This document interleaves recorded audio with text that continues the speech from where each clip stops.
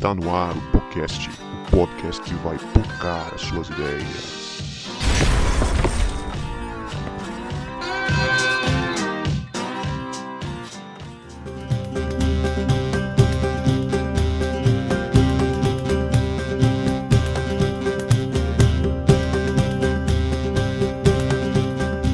Para você que achava que a gente não voltava, a gente voltou. E este é o podcast que vai pocar as suas ideias. Meu nome é Guto e eu estou com o Davi, meu amigo Davi Pompermayer, que parece com um ganso, mas é muito gente boa. Estou aqui com o Guto, que na verdade é o primeiro Adão, e aí já fica a deixa para vocês voltarem uns episódios atrás e conferirem o de criacionismo e evolucionismo com o Thiago Pereira. Pois é, gente, e a gente não está sozinho aqui. Hoje nós estamos com um convidado especial. Nós estamos com o professor Lucas Gesta, que é especialista em História da Igreja, professor no Seminário do Sul e na FAECAD, doutorando pela UERJ e membro na igreja local. Lucas, muito bom ter você com a gente aqui. Satisfação muito grande. Fique à vontade com a gente. Se quiser dar um alô para os nossos ouvintes, fique à vontade. Olá, pessoal do podcast. Eu quero agradecer o convite e dar um alô aí para todos aí. É um prazer estar com vocês aí hoje. Muito bem, gente. Agora a gente vai para o nosso momento de salves e recados e daqui a pouco a gente volta.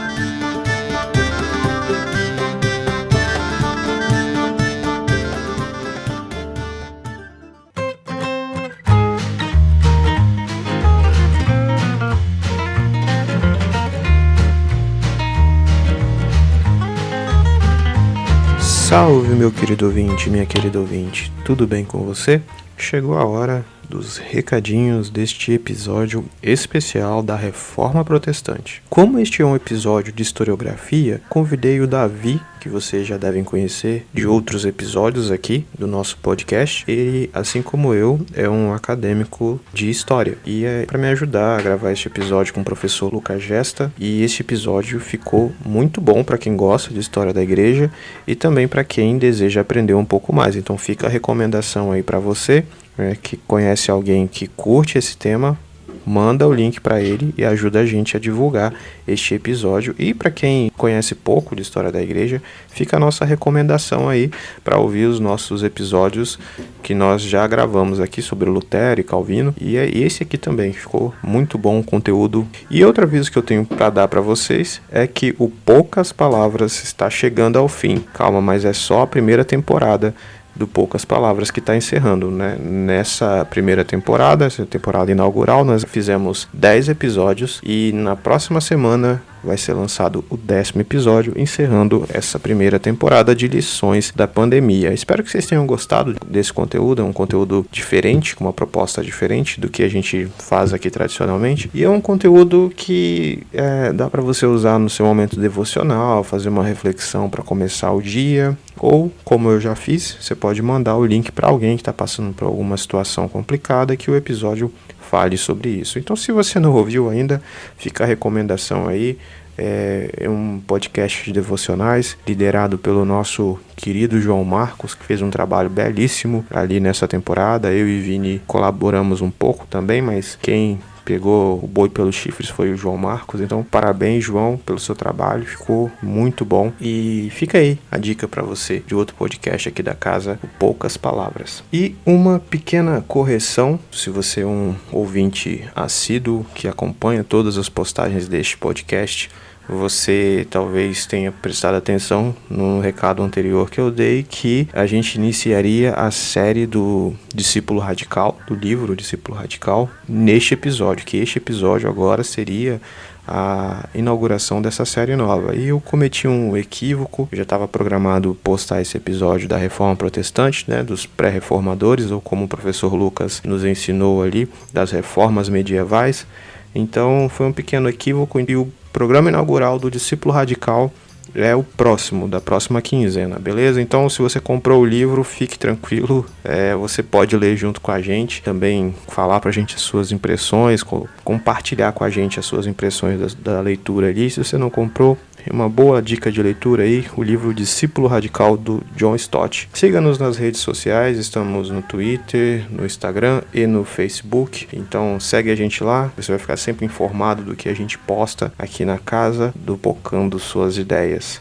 E também tem o grupo de ouvintes no WhatsApp, né? Então manda uma mensagem no Instagram falando: ei, eu quero entrar nesse grupo aí, que eu te mando o link ou adiciono seu número lá, porque tem muita gente boa que já gravou com a gente. Agora aproveita esse episódio aí com o professor Lucas Gesta, que assim como eu e Davi, você vai aprender muito sobre as reformas medievais.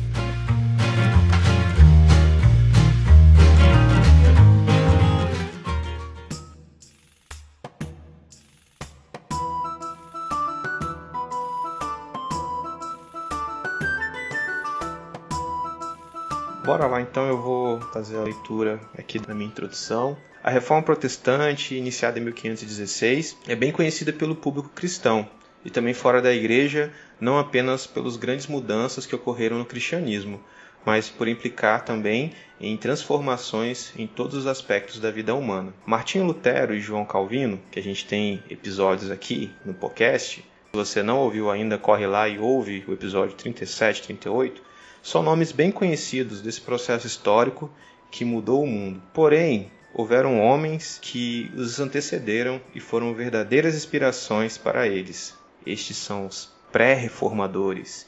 E é sobre este tema que nós vamos conversar aqui com você, com o Lucas. Estava conversando ontem com o Davi e a gente estava cheio de perguntas e dúvidas aqui e a gente vai passar todas para o Lucas para ele ajudar a gente a entender um pouco mais sobre quem foram os pré-reformadores. Ô Lucas, fala pra gente aí, antes de qualquer coisa, o que foi esse movimento, né, a pré-reforma? Então, esse nome pré-reforma é um nome criado agora, vamos botar assim, recentemente na historiografia, mais de cunho protestante. Não houve uma pré-reforma no sentido de haver algo que precedeu o que os reformadores protestantes iriam fazer, igual se acredita. Por que não houve? Porque toda a história do cristianismo é de reforma. Entendeu? Toda a história do cristianismo você tem auges, que é avivamentos, a rigor espiritual, a piedade e declínio, né? Quando a igreja ou alguma denominação se torna corrompida, a liderança se torna corrompida, há uma frieza espiritual. Então toda a história do cristianismo é uma história de auges, né? De avivamentos, de declínios, de frieza e de reforma para voltar esse avivamento. Então, tratando exclusivamente de igreja na Europa, né? Quando se fala de pré-reforma, se fala de igreja na Europa. Tratando-se exclusivamente de pré-reforma, alguns historiadores de cunho mais dispensacionalista, ou restauracionista, ou adventista, ou Testemunho de Jeová, eles vão elencar alguns movimentos durante a Idade Média e pregaram coisas semelhantes à reforma, né? A reforma na Idade Moderna. E aí surgiu esse nome pré-reformadores, como se fossem pessoas que precederam os reformadores.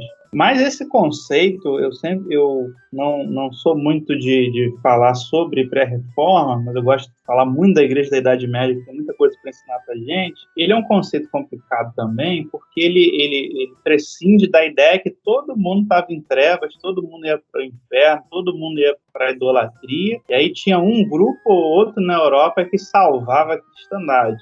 Isso também não condiz com a realidade. Então, no lugar assim de pensar pré-reforma, eu penso movimentos de reforma medievais. É isso que eu chamo. Então, o que a gente fala de reforma protestante são movimentos de reforma na igreja na modernidade. E o que a gente pode trabalhar é no lugar de pré-reforma, né, como se o mundo estivesse se preparando para a modernidade, sim, né, se tivesse uma eleição, tivesse uma dispensação na história do cristianismo para preparar para a reforma, eu troco isso pelo nome Reformas na Idade Média, que eu acho mais interessante, abre muitos nossos olhos para movimentos lindíssimos que ocorreram e também não são chamados, não entraram, por exemplo, entre os pré-reformadores, né? Por exemplo, se coloca Pedro Valdo como um reformador, né? Se coloca os valdenses. Só que os franciscanos e São Francisco de Assis falaram a mesma coisa e pregaram a mesma coisa, entendeu? No mesmo período, né? Numa região muito próxima um do outro, e aí São Francisco vira santo e Pedro Valdo vira reformador. E ambos eram quase o mesmo tipo de reforma, mas seguiram caminhos diferentes. Então, houveram movimentos de reforma que a Igreja Católica acabou absorvendo e se tornaram ordens, acabaram entrando na instituição, se institucionalizando, e houveram movimentos de reforma que a Igreja Católica perseguiu e não quis saber de incorporar, ou eles não quiseram nenhum tipo de incorporação, correndo por fora. Que também é outra questão que a gente precisa sempre entender. Além daquela Igreja Católica romana, institucionalizada em torno do Bispo de Roma, sempre houveram movimentos paralelos, igrejas paralelas ali, gravitando ou próximo da estrutura institucional da Igreja Europeia ou distante. E esses movimentos de reforma na Idade Média, uma parte vai ser incorporada, outra parte vai ser expulsa, perseguida, alguns vão desaparecer e outros vão sobreviver até via reforma protestante. E aí, com a reforma protestante, surge o ideal de liberdade religiosa para o Estado. E aí, então, na Idade Moderna, esses grupos que correram por fora ali durante a Idade Média, eles que conseguiram sobreviver, eles acabam, então, tornando igrejas com certa paz, né? Então, os valdenses, por exemplo, estão lá na Itália até hoje. E outros movimentos, como os lolas, os russitas, eles acabam se incorporando em alguma igreja protestante que vai surgir. Mas, então, nesse sentido, ao invés de falar pré-reforma, eu gosto de falar de movimento de reforma na Idade Média. A gente tem uma ideia de reforma só com esse cisma, né, da igreja com Lutero, né? A gente tem uma dificuldade um pouco de enxergar todos esses movimentos anteriores como pequenas mudanças e tudo mais. É interessante essa ideia de pré-reformas, de reformas na Idade Média, até porque deixa a Idade Média um pouco mais dinâmica, né? E sai dessa ideia parada de uma coisa só, de que nada estava acontecendo e que era só uma podridão moral. Quem fala isso não sabe, não conhece a Idade Média, né? O próprio nome de Idade Média já tem essa coisa desgostosa, né? E aí está muito vinculado com isso. Quando a gente chega, vai estudar a Idade Média na universidade, a gente tem toda essa primeira aula onde a gente vai desconstruindo essa ideia negativa, né? Isso era um período complicado, isso era um período negativo, a gente estava ali sem fazer nada, a gente era só desevolução, a gente vai percebendo todas as evoluções, as complexidades. É interessante essa parte. Foi de uma historiografia, em primeiro lugar, iluminista, né, que vai colocar todo o conhecimento, todo o período dominado pelo cristianismo como se fosse trevas, e depois, em segundo lugar, por uma historiografia mais marxista, né, que vai rejeitar ou vai se colocar contra a questão da religião, da religiosidade, e aí acabar condenando a medievalidade. E até grandes, né, autores medievalistas não vão falar da igreja, que eu acho muito interessante.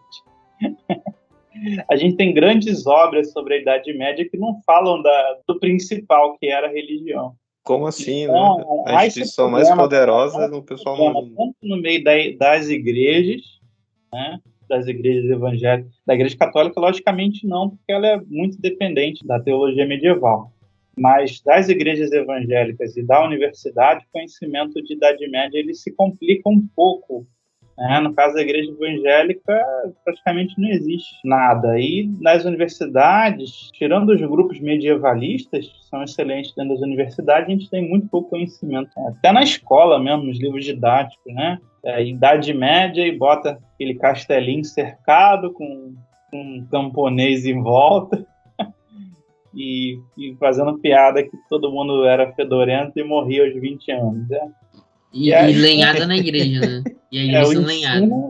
O ensino no Brasil é terrível de história. Então a gente precisa realmente nem desconstruir, né? Porque não tem nada construído. A gente construiu o ensino de história para que a gente possa entender o que foi. A própria reforma, né?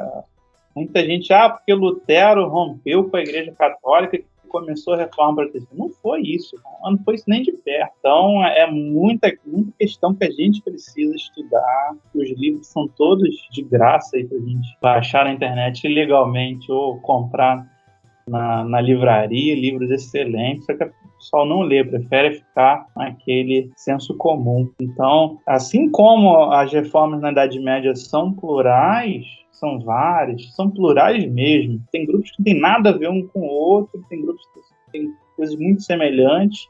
Assim são as reformas na Idade Moderna, né?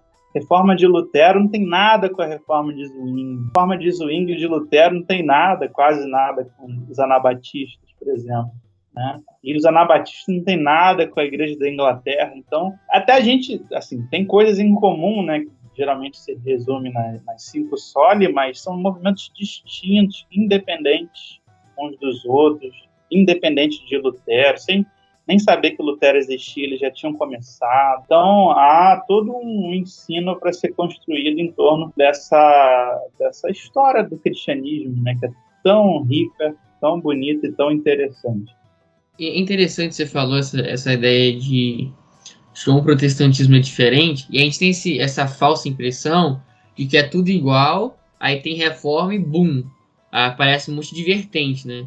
E aí o que me parece, pela sua fala, é que essas variações de dessa reforma de Lutero, né, que é a mais conhecida, digamos assim, ela já é um reflexo dessas variações que existiam antes da própria reforma, né? Então foge dessa ideia de que era tudo igual e depois quebra, e era mais tipo, várias coisas quebradas, assim, vertentes, né, como se fosse a linha do tempo do Locke e várias ramificações diversas, e que essas ramificações diversas elas são levadas para a reforma protestante, não que brotaram do nada, ou eu estou errado? São várias linhas, só que do mesmo tempo, só que da mesma temporalidade. Sim, óbvio, né? Esperamos. Vai que é outro universo. Mas, enfim... Davi fazendo universo paralelo. Assim, pro pessoal, dando um resumo para quem está começando a estudar, o que acontece? Se existe reforma, é porque tem algum tipo de declínio. E o declínio espiritual na Europa, o declínio do sacerdote, o declínio do papado, ele já começa a ser percebido no século X. No século X já tem o que a gente pode chamar de primeiro movimento de reforma na Igreja Europeia, que são o movimento de reforma nos mosteiros de Cluny, na França, chamados cluniacenses. E eles vão tentar restaurar o conhecimento litúrgico, o conhecimento de culto, ensinar os monges imagina, ensinar aqueles que são designados homens de Deus a entender quem é Deus e a cultuar a Deus.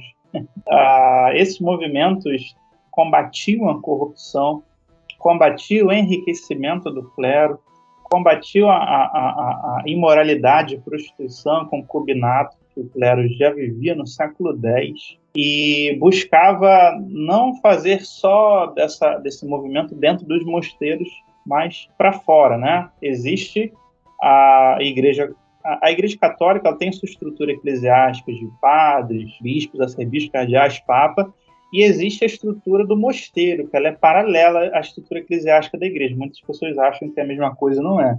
Então, aliás, desde que o movimento monástico surgiu, o movimento monástico sempre funcionou como uma estrutura eclesiástica, uma igreja até paralela a qualquer cristianismo institucionalizado.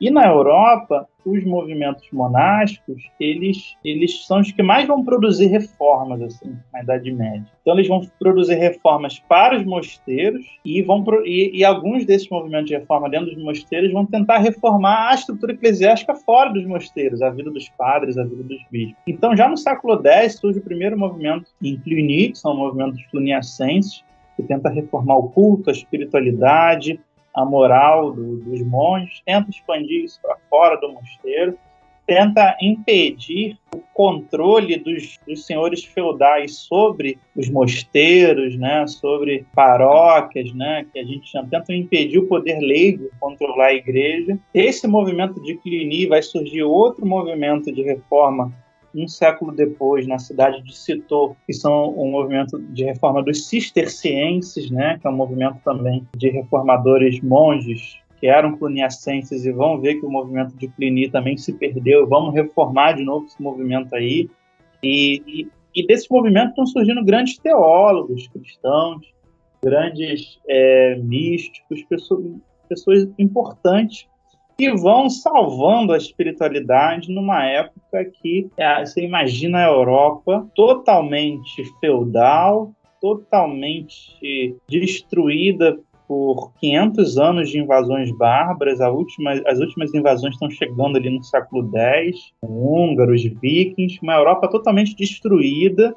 A gente não pode nem dizer que a população era analfabeta, a população era ágrafa. Povos que estão invadindo a Europa não têm alfabeto, o latim já tinha se perdido, e aí são os monges que vão construir a Europa, entendeu? São os monges que vão construir a civilização, são os monges que vão reconstruir tudo, e inclusive vão tentar restaurar a saúde eclesiástica do sacerdócio. Então, inicialmente, a gente tem esses dois movimentos aí que se despontam, né, como os mais importantes. Muito legal saber essa reforma já no século X, porque da forma que é ensinado pra gente na escola, e até mesmo na faculdade, parece que começa tudo ali no século XIV, né, com o John Wycliffe, e pouco se fala ou nada se fala desses movimentos anteriores, né? Agora, Lucas, falando desses que a gente ouve falar mais, né, que são os considerados principais ali do século XIV, a partir do século XIV, John Wycliffe, o John Hus, o Ian Hus, e até mesmo tem outros nomes, né, que a gente sabe que atuaram ali. A gente estava até mandei uma mensagem para você falando de Roterdã, Erasmo de Roterdã, que a gente estava em dúvida se não era pré-reformador, né? Tem o Jerônimo de Savonarola. Eu queria que você falasse um pouco para a gente sobre quais foram os principais considerados, né, como você diz, o reformador da Idade Média, ou pré-reformador. Quais foram os principais e as ideias principais deles? Não, então, o que acontece? Quando cessarem as invasões bárbaras na Europa, a Europa ela começar a se construir mesmo, surgir mais ou menos um sentimento nacional ou étnico, mais ou menos os povos se assentaram, mais ou menos não, os povos se assentaram, os feudos se transformaram em monarquias mesmo, de certa forma sólidas. Na alta Idade Média, ali, a partir ali do século X, século XI, já começa a surgir um enriquecimento do clero. Esse enriquecimento do clero ele começa a surgir paralelamente à reconstrução das cidades. E quando você tem a reconstrução das cidades antigas romanas e a construção de novas cidades, antigos burgos que vão se transformando em cidades, antigos centros de troca de feira de produtos que vão transformando em cidades, começa a surgir o mundo urbano novamente na Europa, ressurgiu o mundo urbano. O mundo urbano, ele tem uma característica, né, que difere do mundo rural, que no mundo urbano você tem uma desigualdade muito acentuada.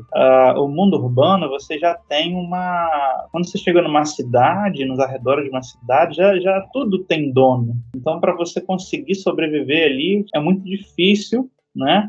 Mas, ao mesmo tempo, a cidade é metropolita, você pode enriquecer também muito facilmente, e se a cidade der certo comercialmente, né, você tem sempre ali um bispo, uma igreja, uma paróquia, uma igreja matriz ali, que começa a enriquecer também com o dinheiro dos dízimos, com os impostos eclesiásticos, e ao mesmo tempo, na cidade, você tem uma coisa chamada miséria, entendeu? No campo é muito difícil haver miséria, a não ser que você tenha, 100 anos de praga, de peste, de inundação, de terremoto, de seca. Se não tiver, você não tem miséria, você tem pobreza, pode até ter algum outro período de fome. A miséria é um fenômeno urbano. E o que estava acontecendo ali entre os séculos XI, XII? Está começando a surgir a miséria, ao mesmo tempo que está surgindo a classe média, né? A burguesia está se tornando muito proeminente nesses ambientes urbanos. O clero está enriquecendo, e aí surge, por exemplo, o movimento de Pedro Valdo. Eu acho que antes de falar de Wycliffe e de Hus, que é outra etapa, já é etapa universitária. Então, antes das reformas universitárias, que é de Wycliffe e de Hus, a gente tem essa reforma da burguesia. E o que eu estou chamando de reforma de burguesia? São pessoas ricas, pessoas enriquecidas, provenientes de famílias ricas, geralmente quase todas de comerciantes, né, de profissionais de algum tipo de guilda que enriqueceu, de algum tipo de corporação de ofício que enriqueceu. E essas pessoas, elas observam um fenômeno de miséria e, basicamente, o que era lido publicamente na Idade Média nas igrejas eram os evangelhos. Eles começam a entrar em crise moral, né? Como é que a gente pode ser rico e entrar no reino dos céus? Então, essa crise moral, ela vai acarretar uma série de movimentos de reforma entre essa classe média.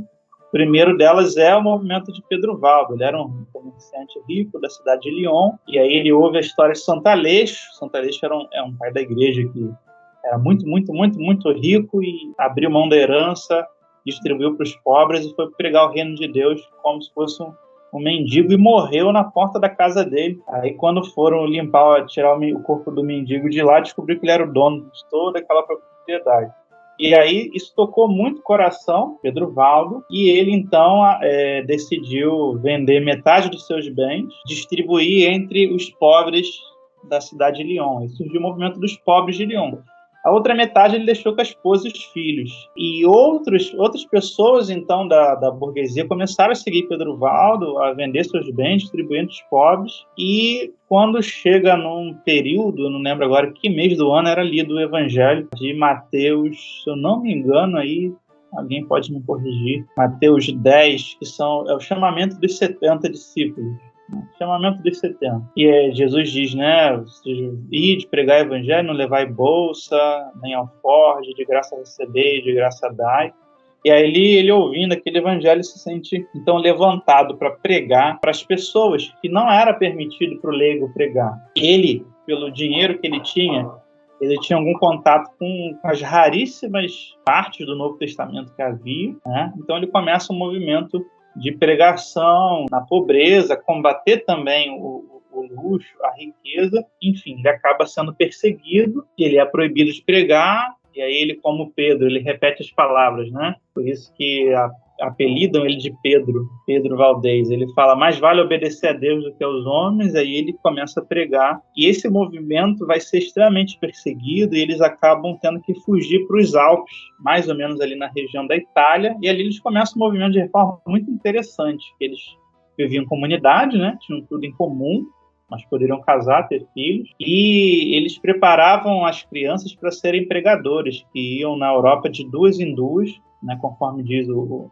Evangelho de Mateus, ensinavam essas crianças a ler, a escrever, davam para elas pequenas porções dos evangelhos, ensinavam a eles noção mais ou menos das línguas da Europa, mais ou menos o francês, mais ou menos o italiano, mais ou menos o alemão, ensinavam a elas algum ofício, alguma profissão, para elas passarem a vida pregando como se fossem missionários itinerantes. Ensinava até noções de medicina para, se acontecesse alguma coisa, sobrevivesse. Então, o movimento dos valdenses é muito paradigmático nesse sentido, né, de lutar contra a corrupção do clero, contra esse enriquecimento que contrastava com o chamado do Evangelho. A mesma coisa aconteceu com São Francisco de Assis, tá? Mesmíssima, muito semelhante, só que São Francisco de Assis vem depois. Ele também é de uma família rica, ele precisa casar, ele se sente pressionado, ele foge. A vida de riqueza contrasta com a miséria que ele vê na cidade de Assis, enfim, nas regiões das novas cidades italianas. E ele ouve o Evangelho de Mateus 10, se sente chamado para pregar e sai pregando. E todos os outros jovens, homens e mulheres das famílias de classe média também vão abandonando os bens e vendendo tudo, dando para os pobres, e seguem Francisco e seguem a amiga dele, Santa Clara, né? Francisco gera a ordem dos franciscanos, Santa Clara gera a ordem das clarissas, e são ordens reformadoras que ensinam a pessoa a viver a pureza do Evangelho. O cerne dessas reformas no século XI, no século XII, estão realmente nos 4 evangelhos mesmo. Então é uma vida de imitar a Cristo, ser semelhante a Cristo, viver como Cristo viveu, né? Depois vem São Domingos, acontece algo muito semelhante, e ao mesmo tempo você tem os chamados albigenses e cátaros, que era um povo que vivia na região de Albi, no sul da França, que lutava contra a corrupção do clero, lutava contra a miséria, eles eram muito abnegados, eles davam a própria roupa do corpo para os mendigos, para as pessoas na rua, e saíam sem roupa, por aí. Era muito interessante. Só que eles tinham algumas doutrinas bem heréticas, porque eles eram descendentes de um povo cristão bem antigo que invadiu a Europa e que seguia uma doutrina mais ou menos docetista. E aí os cátaros albigenses são condenados a morrerem numa cruzada. O Papa convoca uma cruzada para exterminá-los mesmo. Que é numa das batalhas dessa cruzada que São Domingo se converte, né? Ele foi como cavaleiro para matar os cátaros e chegou lá nos cátaros e viu que eles eram mais santos do que todos os sacerdotes que ele conhecia. E aí ele abre mão, então, da guerra, abre mão da sua herança e vai servir a Cristo em pobreza e intelectualidade, né? Ele queria dar um exemplo de vida cristã para os cátaros, ao mesmo tempo ter sabedoria suficiente para ensinar que eles estavam seguindo uma doutrina docetista, uma cristologia errada. E os cátaros, eles já combatiam, assim como os valdenses vão fazer, essa onipotência do clero, né? Essa ideia que só o clero pode pregar, só o clero pode ter a Bíblia, só o clero é santo, só o clero é a igreja. Pode colocar assim, na Idade Média a igreja era o clero e o povo não era a igreja.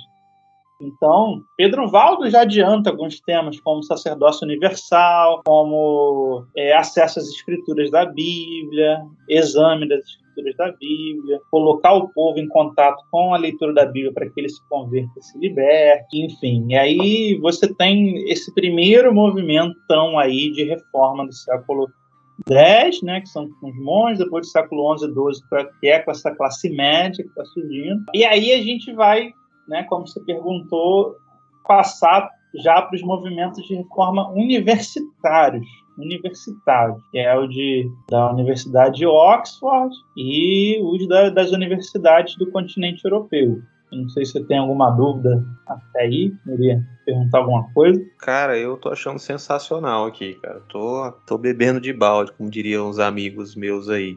Você tem alguma dúvida, Davi? Quer falar alguma coisa? Não, é legal a gente perceber que o movimento estudantil, ele não começa só agora, né? Ele já tá lá trabalhando desde antes da reforma de Lutero. Não, e lembrar também que, além desses que eu falei, você tem o movimento de Santa Catarina de Siena. Aliás, Santa Catarina é um pouquinho mais frente.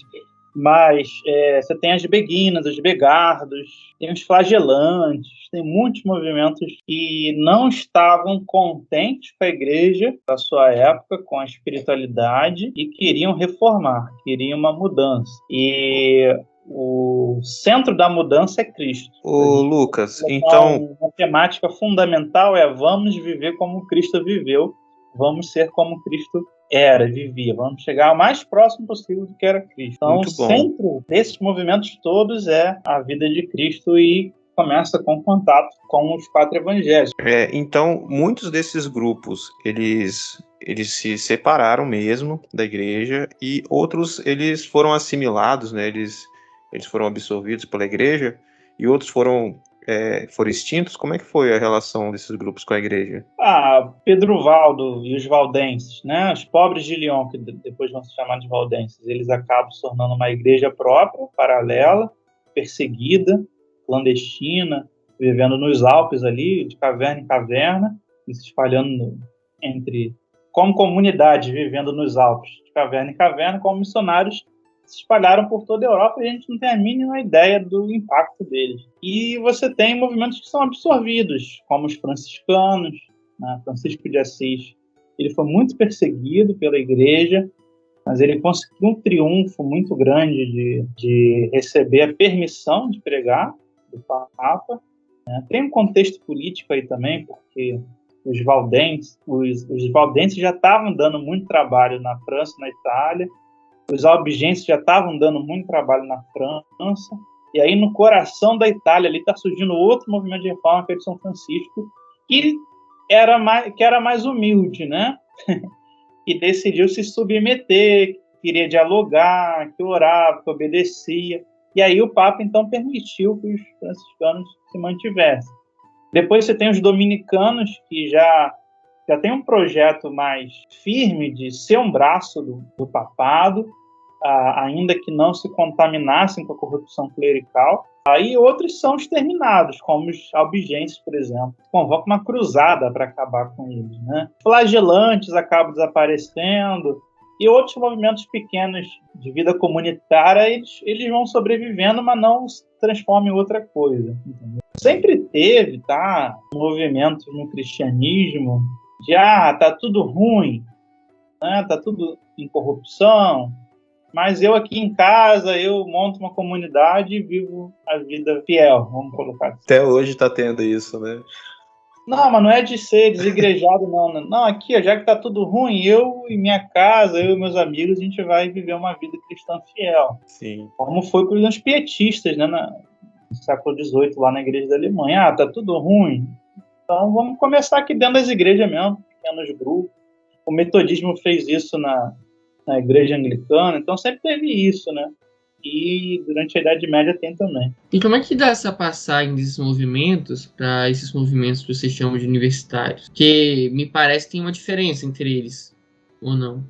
Sim, tem um salto muito gigantesco, né? Que é o salto da civilização, que sai da que a gente chama hoje de Alta Idade Média para baixo, ou seja, para aquele momento que as estruturas medievais não suportam mais o crescimento da Europa e estão dando lugar para movimentos modernos, que são movimentos nacionalistas, a política começa a se desenvolver, a economia começa a se desenvolver, o cara começa a perceber que está saindo dinheiro do país, entre aspas, todas as aspas possíveis, do país dele, indo para Roma, por exemplo. E aí o que vai acontecer? A universidade existe na Europa já desde o século XII, mas ali no século XIV a gente está vendo o auge da universidade mesmo, né? Como uma época que a universidade já substituiu ou está substituindo o conhecimento dos mosteiros. Então, as universidades, elas estão recebendo um conhecimento novo que está chegando na Europa, dentro daquela ideia de redescobrir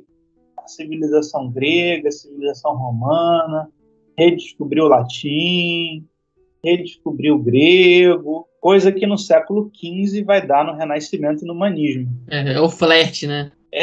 Não, já está chegando fontes, por exemplo, da Bíblia que não é vulgata na Europa, está vindo das igrejas orientais. E está se redescobrindo, então, desse conhecimento que os mosteiros preservaram, os pais da igreja, os debates da patrística, enfim. Além do que, a escolástica no século XIV é muito desenvolvida, né? Já passou pelos grandes, já passou por Tomás de Aquino, e está começando a surgir o que vai ser no século XV a chamada via moderna da escolástica, alta crítica, crítica filosófica, nominalistas, realistas, tudo isso surgindo. E, bem, a universidade é o palco onde você tem liberdade para debater. Esse é o grande problema, né? Ter liberdade para debater. Quando você tem liberdade para debater, as pessoas podem mudar de opinião.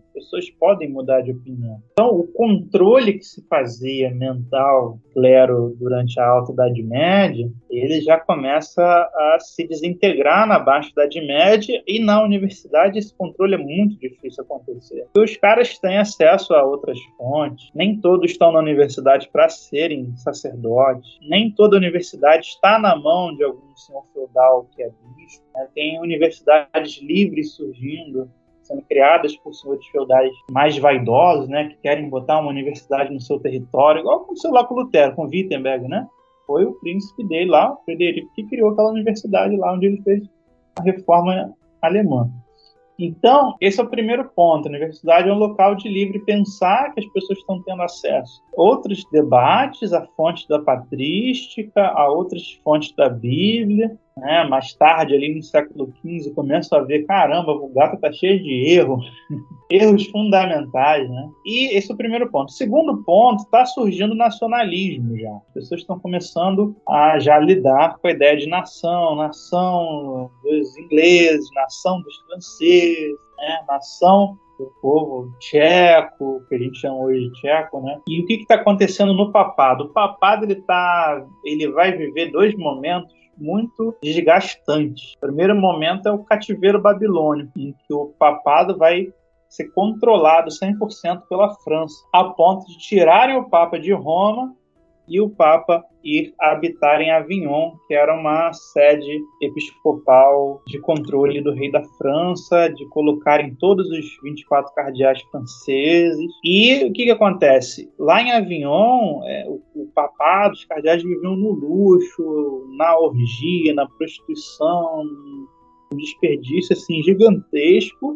E o Papa obedecia tudo que o rei da França mandava. E os ingleses são os inimigos mortais dos franceses desde a fundação da Inglaterra. E eles começam a se ressentir, as monarquias inglesas começam a se ressentir desse apoio do Papa ao seu inimigo número 1, né? Do Papa convocar impostos, dinheiro sair da Inglaterra e ir para o bolso do Papa, mas que na verdade era para financiar a guerra dos franceses contra as potências italianas, que eram inimigas do papado. O papado também é uma monarquia, mas eram aliados dos ingleses. Olha só a confusão. E aí, nesse ínterim, você tem o John Wycliffe, que era um universitário, né, de Oxford, um teólogo, e já desponta, né, com a teoria do domínio, teoria do poder, né? Ele vai dizer que se alguém usa do poder de Deus para servir a si mesmo, essa pessoa não deve ser obedecida. Essa pessoa é um usurpador do poder. Então ele declara que se o Papa ou o cardeal inglês ou algum bispo em nome do Papa usa da sua autoridade espiritual para servir interesses escuros, você não deve obedecê-lo, e isso não é pecado. Você vê como é que a mente das pessoas está controlada com a ideia do inferno, do pecado. Então é justo e cristão desobedecer aqueles que se colocam no lugar de Cristo, mas agem contra Cristo. Onde é que ele vai chamar o Papa de anticristo no século XIV? Mas nada a ver com esse anticristo X-Men que o pessoal acredita hoje vai aparecer, não. É mais no sentido de se colocar no lugar de Cristo e se opor ao próprio Cristo. Mas depois ele vai aprofundar, ele vai falar, assim como o Papa, se fizer isso, não deve ser obedecido, assim o rei da Inglaterra também não pode se meter nos negócios da igreja, porque ele é outro poder.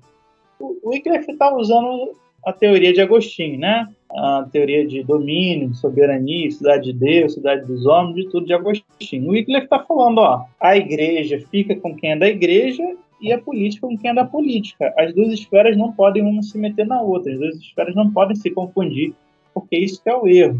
E o Wycliffe também começa, né, a outros tipos de reforma. Ele ataca a doutrina da transubstanciação, ele defende uma tradução da Bíblia para o inglês, ele defende o acesso do povo à Bíblia, ele tem teorias, né, que na época eram muito avançadas, né? Ele mesmo vai ser perseguido por conta de duvidar da doutrina da transubstanciação. E outras, né, outras questões doutrinárias, né, outras questões filosóficas também, que ele trata dentro de uma linha. Ele acaba sendo expulso de Oxford, tendo que viver na região da onde ele veio, pela própria influência do rei da Inglaterra, que gostou quando ele falou contra o Papa, mas não gostou quando ele falou contra o rei. Só que o Wycliffe, ele vai morrer doente, mas até o final da vida, ele morre gerando um grupo de estudiosos e pensadores que vão levar a mensagem dele para frente e vão aprofundar. Esse grupo de estudiosos que vão estar, geralmente, na Universidade de Oxford ou fora dela, mas mais tarde vão estar em Cambridge, e a origem da reforma protestante na Inglaterra vem da Universidade de Cambridge, né? É muito importante a gente saber que todos aqueles reformadores lá, Cramer, todos eles eram de Cambridge. Esses homens vão começar a pregar para o povo da Inglaterra, vão começar a traduzir pedaços do Novo Testamento, a distribuir essa tradução, gerando movimentos chamados de Lollards. É um apelido, né? Lollard é gritador, ele que fala gritando, que fala berrando. Por quê? Eles iam pregando nas praças das cidades, e aí eles já eram bem mais iconoclastas, pregavam contra o uso das imagens, pregavam contra o celibato, pregavam contra a transubstanciação, pregavam contra a intercessão dos santos, pregavam até contra o purgatório. O purgatório já era algo muito debatido na universidade pela falta de base teológica para sustentá-lo. Muito se fala sobre a reforma ter acabado com a ideia de purgatório, mas já era bem disputada essa questão muito antes da Reforma, alguns séculos antes da Reforma, pela falta de base dele, seja na teologia, seja na patrística. E na Bíblia, logicamente, não tem. Então, esses Lollards, eles vão ser extremamente perseguidos pelos ingleses, vão ser queimados às centenas, eles eram enforcados em grupos de 300, 500, depois queimados, depois a cinza jogada no rio, para não ter ressurreição. Né? Porém, esses grupos mais universitários, esses pensadores wyclifianos, eles acabam fugindo, muitos deles, para o continente europeu e levando a doutrina de Wycliffe para as universidades também europeias, né? Traduzindo alguns textos, produzindo algumas obras, né? Então, enquanto na Inglaterra o movimento de Wycliffe não termina nunca, ele se perpetua nos Lollards, os Lollards pregam não só na Inglaterra, mas chegam também na Escócia, enfim, fazem um movimento bem interessante e são aqueles responsáveis por estarem traduzindo a Bíblia para o inglês ali no século XV. Ô Lucas, tem toda uma história da Bíblia na Inglaterra que começa com o início ali em Wycliffe, mas continua. Eu li em algum lugar que o Wycliffe traduziu a Bíblia, né, para o inglês. Então não foi ele, foram os seguidores dele que fizeram essa tradução? Não foi ele nem os seguidores. Ele começou a traduzir. É muito difícil, né? Você não tinha papel para escrever. Você não tinha suporte. Então, o Wycliffe começa a traduzir trechos do Novo Testamento. Ah, entendi. Ele utiliza a Vulgata? Utilizando a Vulgata, tá? E utilizando algumas novidades que estavam chegando lá em Oxford, principalmente a Vulgata. E no século XV você vai ter vários nomes que vão continuar isso. Aí você tem Tyndale, Coverdale, continuam ali na Vulgata e tal, até começar a chegar as fontes em grego, e aí eles começarem a usar o grego. Mas uma Bíblia inglesa, Antigo e Novo Testamento, já é mais da Idade Moderna mesmo. Entendeu? A King James é já no século XVII. Já no século XVII, já dentro da tecnologia dos reformadores. Mas a história dessa Bíblia demora aí 2 séculos para ficar pronta. É legal a história do Wycliffe, porque a gente já percebe várias sementes, né? Quando você tem, por exemplo, Henrique VIII colocando uma Bíblia traduzida em inglês, cada principal igreja da Inglaterra é a tradução da Vulgata. Uhum. E os grupos populares, né, descendentes dos Lollards, já tinham outra tradução, a deles. Então já tinha até uma guerra de Bíblia. E aí, aqui ainda discutindo NVT, NVI. Oi? Não, brincadeira, pode continuar. É importante dizer também que não foi Lutero que o primeiro que traduziu a Bíblia. Sim. No século XV já tinham outras Bíblias, por exemplo, da Vulgata para o alemão, só que é linguagem inacessível. Né? Sim. Lutero despontou como sucesso total porque ele fez uma versão na linguagem de hoje. Uma NTLH, igual São Jerônimo fez. Não, mas o Lucas, quando eu tava falando de sementes, eu também tava falando, por exemplo, o Wycliffe, ele vai atacar, de certa forma, essa autoridade do Papa, e aí, tipo, pra gente isso parece muito tranquilo hoje, mas naquela época o Papa era, de certa forma, tipo, a cabeça do corpo, né? A autoridade dele era indiscutível. Era um Papa que queria as coisas de César e as coisas de Deus, tudo pra ele. E aí a gente vai perceber, tipo, um primeiro... Não sei, eu não sei se é um primeiro ataque a essa autoridade papal. Ela já existia antes de uma forma tão robusta como o Wycliffe ele parece escrever e, de certa forma, assim, digerir ela? Assim, sempre percorreu no senso comum a ideia que... Assim, o ser humano vê, né? A pessoa é corrupta, a pessoa é terrivelmente podre, eu não tenho que obedecê-la. É a ideia dos Valdenses, é a ideia dos Albigenses, entendeu? Sim, mas ela...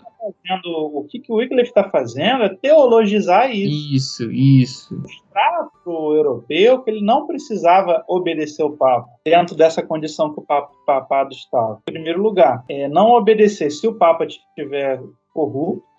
E, em segundo lugar, é uma ideia que já está na patrística ocidental. O Papa é bispo de Roma. Eu estou em Oxford, então ele não é bispo daqui. Então a igreja da Inglaterra tem que ser uma igreja de ingleses, para os ingleses, fundada por ingleses, no sentido que não tem que ficar se metendo no meu território, entendeu? Então o Wycliffe já fala de uma igreja nacional, que é a base, por exemplo, das reformas todas aí, das reformas estatais todas modernas.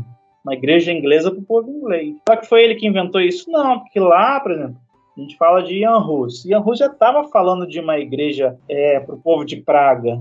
Só que o lance do Jan Hus, eu falei, primeiro você tem a crise do cativeiro babilônico da igreja, que fica uma sucessão de papas submissos à França morando em Avignon, um papado francês. Então isso gerou várias crises institucionais.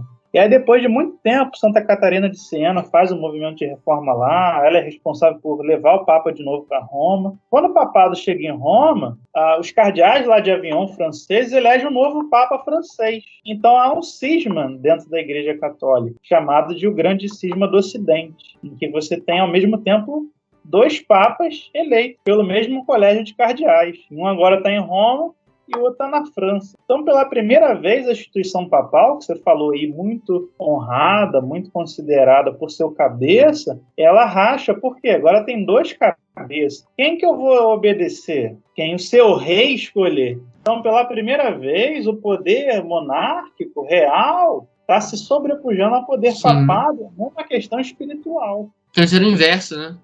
E é exatamente a época que os grandes monarcas estão surgindo, o sentimento nacional está surgindo. E depois vão ter 3 papas, né? Porque o primeiro papa na Itália, o primeiro papa na França, o papado italiano, depois vai surgir um concílio para tentar resolver, eles elegem um novo papa e surgem 3 papas ao mesmo tempo. Essa divisão papal já é em Wycliffe? Porque eu sei que em Hus já é. Hus. Inclusive, Hus vai ser perseguido ali por um desses papas. Papa, se eu não me engano, o Papa Pisano, né? O Papa da sede de Pisa que vai perseguir Hus. E a coisa estoura lá em Hus, porque Hus, ele é um universitário também, da universidade ali de Ele é reitor, né? Ele vira reitor, né? É reitor. Ele é de uma escola filosófica inimiga, por exemplo, dos alemães. Sim, o pessoal gosta dele porque ele bebe muito de Wycliffe, né? Aí traz o Wycliffe para Praga. Então, essa que é uma coisa que falar, porque esse vício que tem no meio evangélico de botar um influencia o outro, como se fosse uma contaminação, na verdade, quem seguia as ideias de Wycliffe não era Hus. Hus, ele foi condenado e morreu por covardia. Ele nunca assumiu a doutrina de Wycliffe. Ele tinha ideias próprias, ideias nacionais, e ele aprendeu com o mestre de teologia dele, que é um nome que eu não sei pronunciar, mas eu escrevi um artigozinho, tá lá no meu Instagram, sobre isso. Esse mestre de Hus é que ensinou as teses que Hus pregou, tanto no campo da reforma, né, nacional ali, né, de atacar o luxo do clero, de atacar a corrupção do papado, de atacar a idolatria, quanto da questão de uma igreja nacional. Porém, quando a coisa chegou, quando os seguidores de Wycliffe chegaram e espalharam isso, muitos seguidores de Hus eram seguidores de Hus, mas estavam bebendo de Wycliffe e por isso armaram para acusar Hus como se fosse um seguidor de Wycliffe, que nesse momento suas ideias já eram condenadas como heresia em concílio. Então, mas o Hus, ele não é um defensor de herege. O Hus, ele não traz alguns textos do Wycliffe, alguns estudos do Wycliffe para Praga, não? Eu achei que tinha trago. Então, não. Isso aí quem faz são os seguidores de Hus. O Hus mesmo não era um Wycliffiano. Só bota assim, como se fosse aquele joguinho, né? De um passa pro outro, tá com você, tá com você. Não era assim. Então, o que vai acontecer? O Jan Hus, ele ele ganha um falso salvo-conduto e vai pro concílio, achando que estava protegido pelo salvo-conduto, mas eles matam Hus lá mesmo, queimam Hus lá. Só que Hus, ele deixa essa herança, né, de um reformador pedindo uma igreja nacional. Enfim, é mais um movimento de reforma. Quando ele morre, o movimento não acaba lá em Praga, lá onde hoje é a Tchecoslováquia e territórios vizinhos. Ele cresce muito e surge uma tonelada de movimentos reformadores entre os chamados russitas. Surge taboritas, orebitas, adamitas, pragueiros, né? Lá vira um foco um formigueiro de movimentos reformadores que vão misturar, sim, a doutrina de Hus com a doutrina de Wycliffe e com outras coisas que estão surgindo, até mais radicais. Né? Os adamitas, eles pregavam que você tinha que voltar como era no Éden, e aí andavam nus, igual Adão e Eva andavam. E você tinha outros moderados, como os pragueiros, da cidade de Praga, que era uma classe média, muitos universitários que queriam uma igreja nacional. e querer independência desse papado que ninguém sabe qual que você deve obedecer, né? Qual dos três, depois qual dos dois, depois... Quando, gente, voltar novamente lá a ter um papa só, o papado já está muito desgastado na Europa, demais. Ô Lucas, então, você falou do Wycliffe aí, né? Ele morre, aí 30 anos depois, lá no concílio de Constança, ele é condenado como herege, né? E seus ossos são queimados. Já o Hus, ele não dá a mesma sorte, né? Ele é morto, queimado vivo, como chega pra gente os relatos. E o que você acha? Eu estava falando com o Davi, né, porque eu acho que o pessoal romantiza demais, né, a história ainda mais dos mártires. Você acha que de fato houve aquilo, né? O pessoal diz no relato que ele foi queimado vivo cantando, e até brinquei com o Davi na minha abertura aqui, chamando ele de ganso, que eles dizem que enquanto ele estava sendo queimado, ele disse: hoje vocês assarão um ganso, né, que Hus significa ganso em tcheco. É magro, mas em 100 anos ouvirão cantar um cisne. E aí dizem que ele estava falando de Lutero, era uma profecia. O que você acha sobre isso? Foi uma romanceada aí ou de fato há algum relato sobre isso? Então, isso começa a circular já no mundo luterano, entendeu? As fontes que falam dessa profecia de Hus, né, que hoje vocês estão assando um ganso, mas daqui em 100 anos já veio um cisne que ninguém vai conseguir queimar, e o símbolo da família de Lutero, se eu não me engano, tem um cisne lá, né, começa a surgir no mundo luterano. Então, vocês são historiadores como eu, estão estudando, sabem que a gente não pode dizer isso que é uma prova que aconteceu e realmente isso com Hus. Mas os luteranos, eles desenvolvem essa ideia e colocam ela na historiografia já quando começa a surgir a história eclesiástica, né? Século XVI. Cara, nem o pensamento protestante está livre dessas formulações de autoridade, né, cara? Mas assim, o importante é que o Lutero, ele era um defensor de Hus, inclusive ele cai numa armadilha no debate em Wittenberg em 1518, quando o Johann Eck está debatendo com Karl Stadt, porque não poderia debater com Lutero, porque Lutero tinha recebido um alívio ali, o Papa não podia mexer com Lutero naquele momento, então falou, mexe com os amigos dele, derruba as outras peças. E aí, nesse debate com Karl Stadt, Johann Eck estava, na verdade, atacando Lutero de todas as formas, só que Karl Stadt não estava nem conseguindo se defender naquele momento. Lutero interrompe o debate, tira o Karl Stadt e fala: você está falando contra mim? Igual o Robert De Niro no Drive. Talking to me? Você está falando... E aí o Lutero ele invade o debate e fala: não, Hus foi condenado injustamente e ele estava certo. Ou seja, ele defendeu no debate público dentro de uma universidade que um herege, né, condenado oficialmente no concílio, estava certo e que a Igreja Católica estava errada. Que a tese de Lutero é: a Igreja erra. Quem não erra é a Bíblia, é a palavra.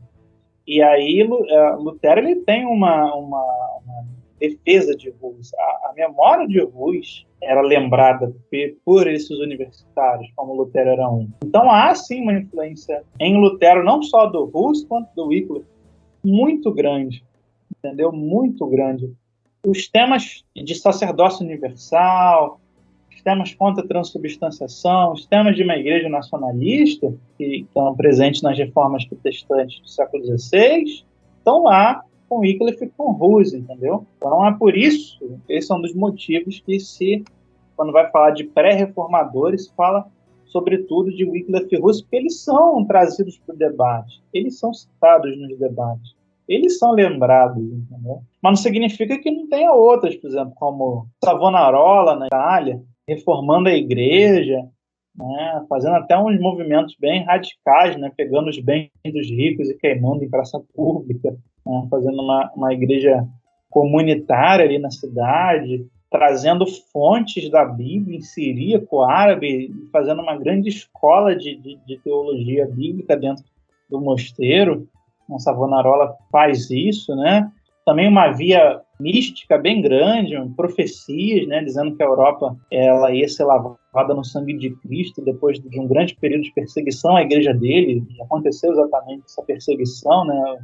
Savonarola foi morto, todos foram mortos e destruídos, o movimento lá, e depois veio a Reforma Protestante. Então, você tem o movimento também de Hans Böhm, tem movimentos populares acontecendo, explodindo, né? O século XV, ele explodiu pequenas reformas populares em tudo quanto era canto, e movidos por essa coisa em comum, que é a corrupção do clero, papado destruído, a moral do papado, a honra do papado, excesso de guerras na Europa, de praga, de peste negra, tudo isso gerando uma ideia de apocalipse, né? Uma ideia de milênio, muitos grupos milenaristas, muitos grupos pregando o apocalipse está próximo, muita gente com a expectativa que algo vai acontecer, fora as invasões islâmicas, né? Os turcos já tinham tomado Constantinopla, já estavam chegando bem para dentro dos territórios europeus. Então havia todo um princípio, né, no século XV aí, de que alguma coisa vai acontecer e tem que acontecer, e outros grupos que diziam, a gente vai fazer acontecer.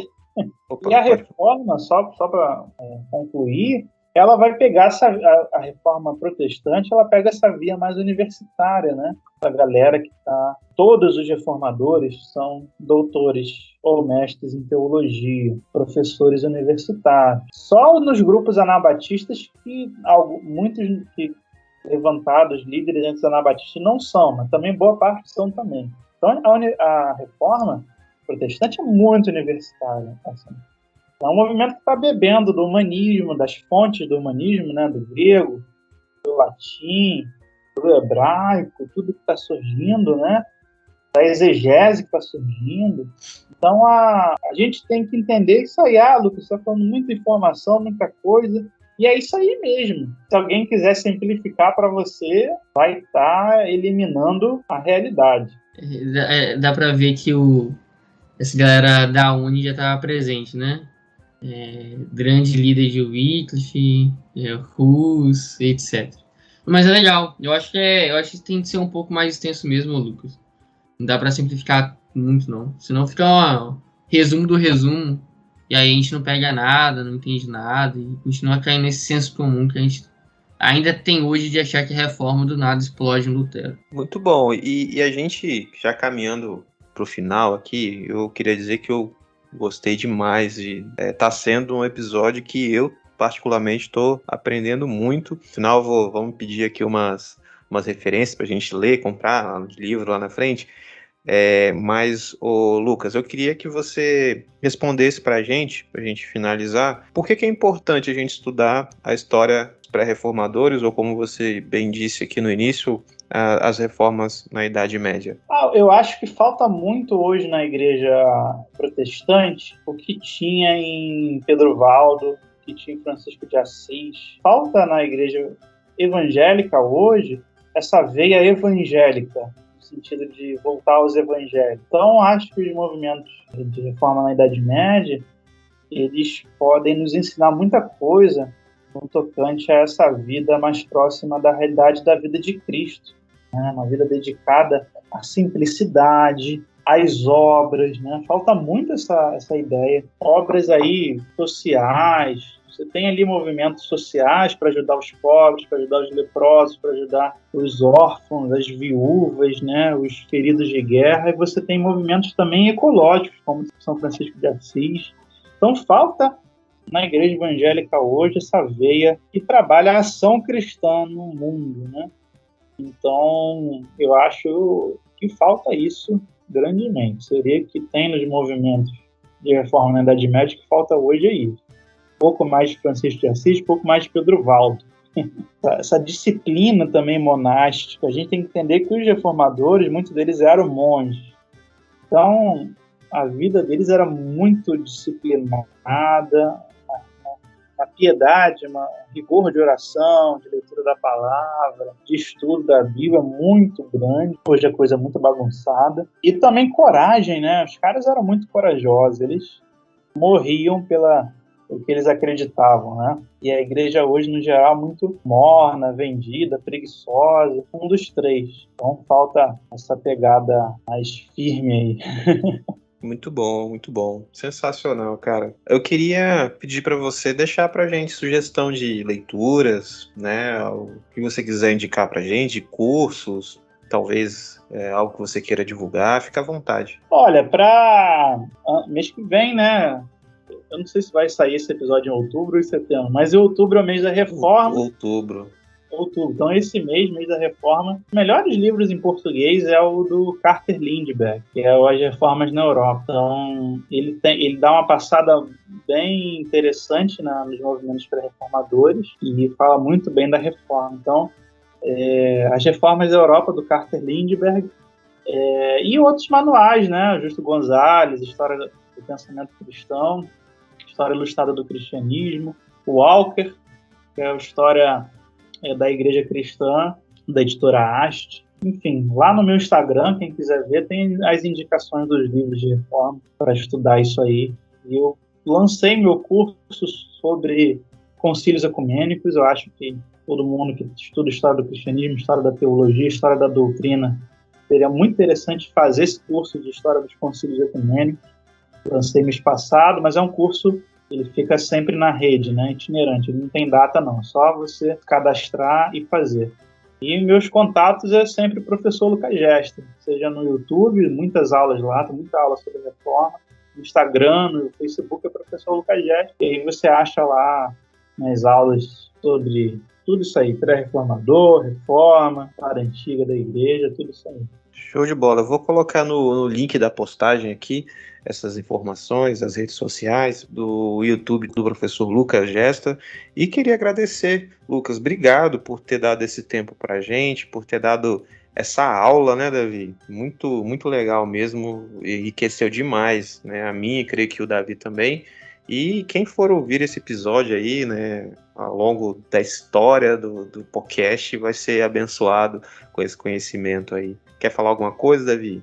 Agradecer ao Lucas, né? Eu achei que o podcast seria mais simples, eu percebi que as coisas é bem mais complexas do que eu achei. E é bom ser assim mesmo, sabe? Pra gente poder entender melhor a história, entender as complexidades dela. Entender que não é só uma linha reta que sempre vai trilhar para um rumo muito fácil, tem curvas, desvios e vertentes da coisa. Que a história da igreja é bem mais complexa, diversa, e por isso também é bem mais bela do que a gente está acostumado a achar que ela é. Obrigadão, professor, pelo tempo, pela aula, pela atenção também. Obrigado vocês aí. Quem puder, se inscreve lá nos nossos canais aí das redes sociais. É isso aí, gente. A gente vai ficando por aqui e até a próxima. Valeu, tchau, tchau.